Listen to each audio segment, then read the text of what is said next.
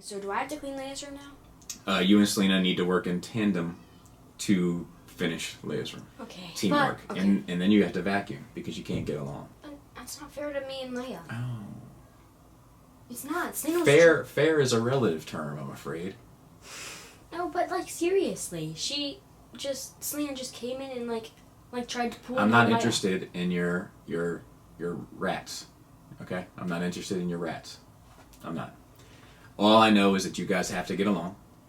You have to be a team. And all I know is that you are not able to get along and you are not able to be a team. So, I have to do something to make sure that you do so. Therefore, you will be working together as a team to clean your rooms and vacuum the upstairs. Okay. Another thing. And I want you to take me super serious when I have this mask on, because that means I mean business. Yeah, I wasn't taking the shoes at all.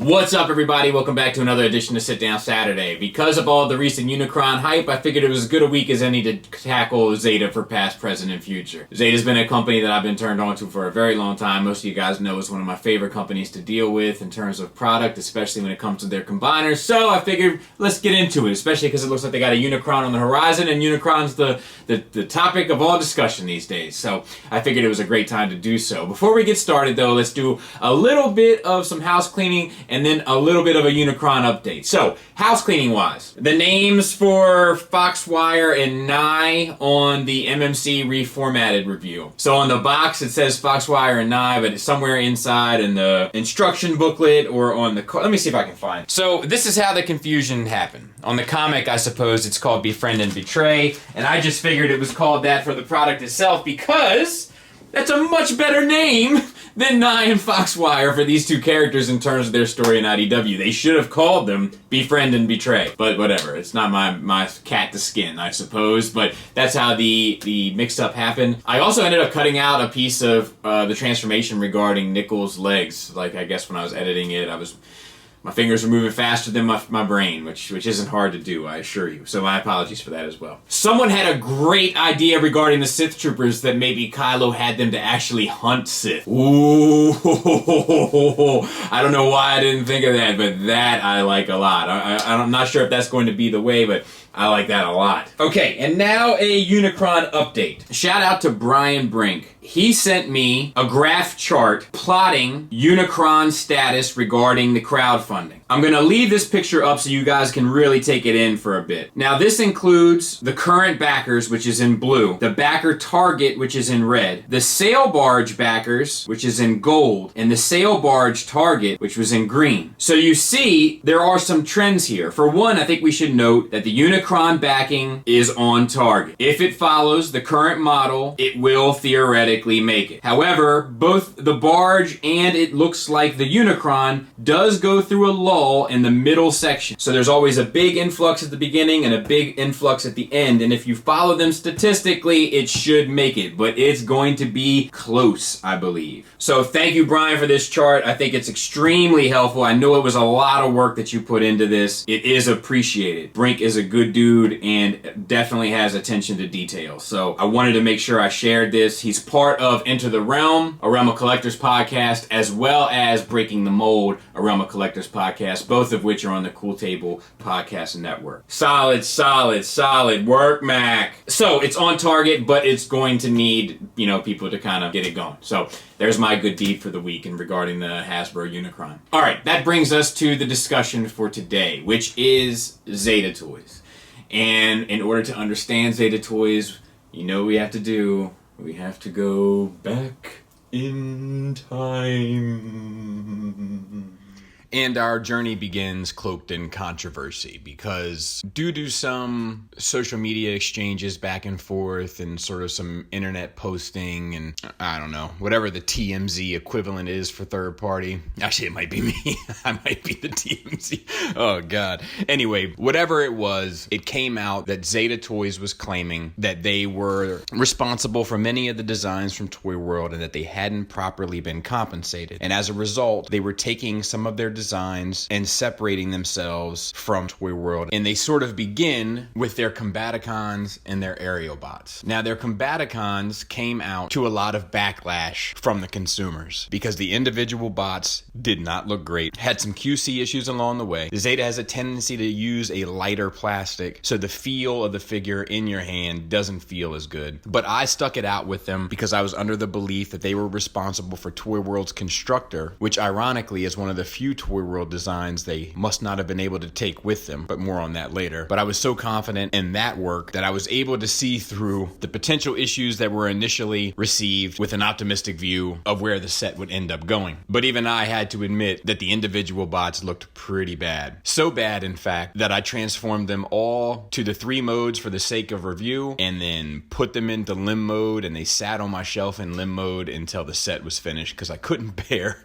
to look at the other options. Ironically though, Onslaught, which came out last, was the most presentable. Now, as they were releasing these, they also simultaneously began releasing their aerial bots. Now, these on the other hand look quite good both in alt mode and robot mode, but did suffer kind of the same sort of QC issues along the way and that feel of the lighter plastic. But once again, I was able to stick with them due to the hopes of how the combined mode would pay out, and it paid out. And I can't help but wonder if maybe it is the lighter plastics that helps assist the combined mode in being so stable, which is one of my concerns for the Fans Toys combiners. But the Superion was incredible. The Bruticus was too, but the Bruticus wasn't as solid as Constructor, mainly due to the connection points between the knees and the lower legs. But it's funny because I can pretty much say that this is their worst combiner, and simultaneously I can say it's the 3rd best third-party combiner made to date. That's just how good they are. Now, the Bruticus also received some pushback and backlash from the community because they went with more of a toy look in terms of deco. But I think if you take a long, hard look at what they've done, they've pretty much swung for different aesthetics from the beginning. Constructor was much more a Studio Ox Dreamwave design than it was a G1 design. And then later, Toy World released the G1 upgrade stuff. The same goes for Bruticus. Much more of a Studio Ox, much more of a Dreamwave design. With Superion, they just released faces for both. Now, to counteract this, they released a box set with a different deco. And I think this provides a nice option. The bummer is they've never released it independently as far as I know, which is something Toy World did for Constructor that I think would have been better received had they done it for Bruticus as well. This would have given people the opportunity to buy the box set if they had waited, and the people that didn't wait to buy the parts to swap out on the set they'd been supporting. I think the only upgrade that they released independently was a Bruticus head. Myself, I contacted a buddy of mine and I had him custom paint mine on a color palette that we both agreed upon. So this piece actually ends up meaning a lot more to me because it has a personal connection. And I'm glad because I probably would have been tempted to get the box set, except I hate the mix match shoes. It's just a personal thing. I know it's in the cartoon. I just think it looks dumb, but that's just me. Now, in the midst of their combiners, they began releasing molds that Toy World had already released, except with metallic paint, which I think would suggest to most of us that these were designs that they had worked on for Toy World and probably felt as though they were never compensated. And they may not have been. I don't know the ins and outs of all that. But we got both their Cosmos that we saw from Toy World and their Sea Spray. Their Cosmos, I think, is actually a pretty good little figure. Not as good as the X-Transbots one, but it's just a solid, stable, cool little figure. The Sea Spray, on the other hand, is not quite as well done. But they did release both. And the beauty of a lot of these releases, including, I think, the Bruticus and the Superion, is that since a lot of it was already underway with Toy World, they were able to sell these for a lot cheaper than most third-party products because a lot of it had already been done. A lot of it had already been worked out through their experiences with Toy World, would be my guess anyway. But we got a lot more of these releases. We got their Dinobot Combiner, which I'll tell you I am not crazy about in any way, shape, or form. I never looked at the Zeta one, to be fair, but I did look at the Toy World one, and yeah, not impressive, I will say. But it did get a nice paint job. We also got their RC, once again with the metallic paint job. Now, this mold is just not good. It wasn't great with Toy World. I imagine it's not great with Zeta. And to be fair, a lot of it is aesthetics, but it's not competing in the same market as Fans Toys or MMC. Like, it doesn't have the minerals to kind of play in those waters. waters. They also did a Prime,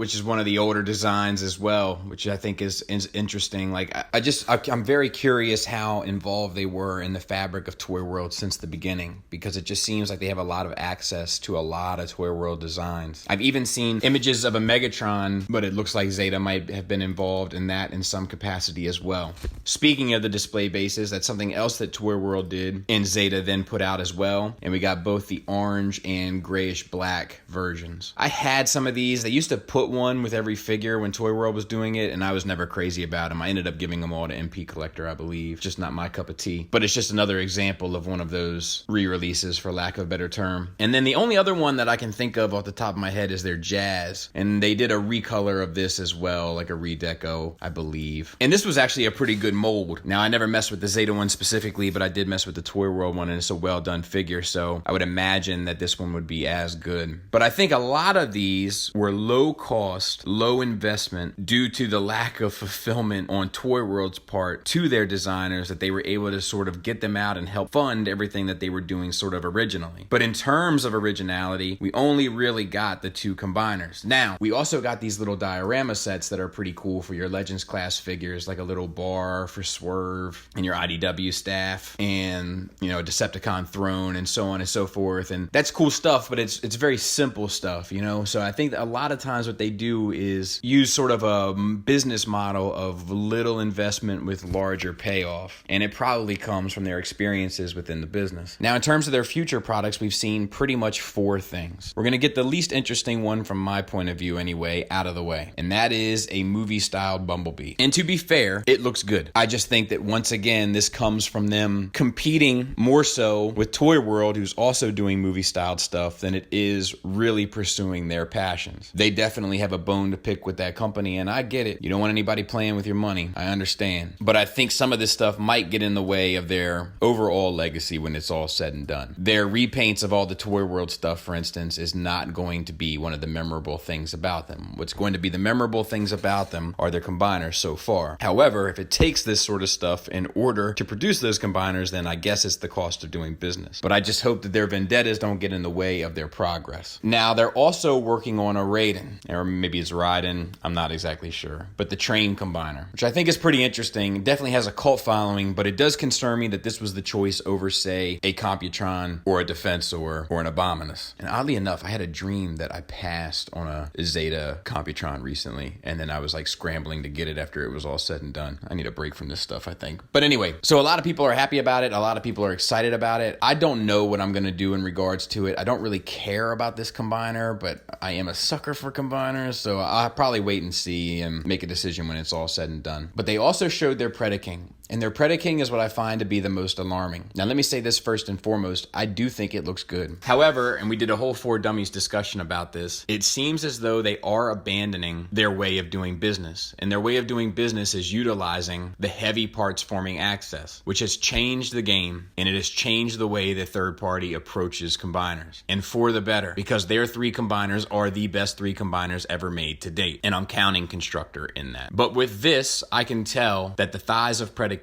are the lower legs of Razor Claw. And while I don't think the proportions suffer, which is nice to see, I do think it could definitely affect the stability. However, I do trust this company. I do have faith in this company. They have been consistent enough to earn that from me. So I will be giving it a shot, but I am very concerned. I don't think they should pay attention to the people that are complaining about the parts forming if the pieces are selling, because the people that are buying them are not complaining, at least not about the parts forming. It's not that element that's turning the consumers of the product off. In my opinion, it's turning the people off who aren't buying it in the first place. So this marks a change of doing business for them, and we'll have to see how that affects them, both in terms of reputation and in terms of the product. Now, their last thing is what we've been talking about recently, their Unicron. Now, they've shown the head, and I think it looks good. And they've shown some plating, which I also think looks good. And recently, they showed the fingers doing the snap. Ironically, as my buddy Joe KW pointed out, my Hot Toys Thanos cannot do the snap. Fun fact. But I do think they need to make a decision revealing this before this crowdfunding thing comes to an end, because it's crunch time and people have to know what's going on if you want to have an impact on the market. And that's pretty much their career to date.